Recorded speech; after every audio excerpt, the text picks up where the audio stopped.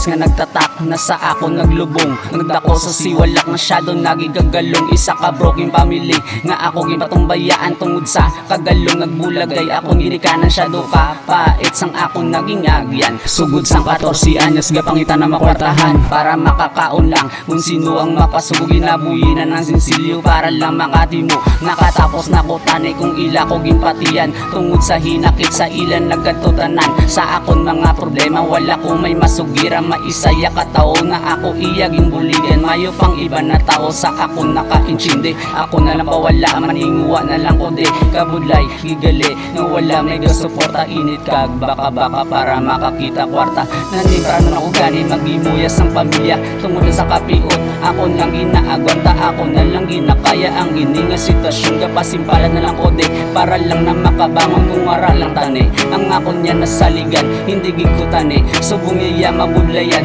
kung ano ang ginsuguran. Ako na lang ipadayon na matamaton taang hanggang para maniya sa aton.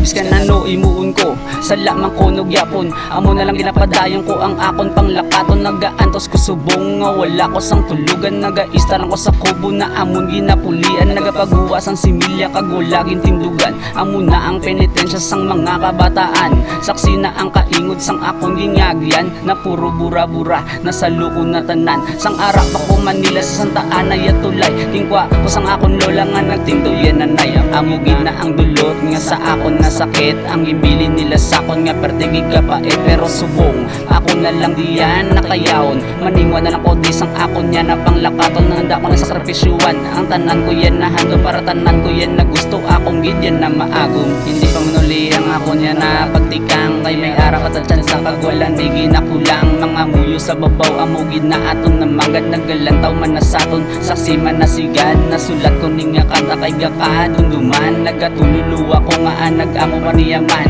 Bata pa lang ko bido wala na sang kalipayan. Kay wala ko yung nabatyagan ang tuod yan na ginikanan.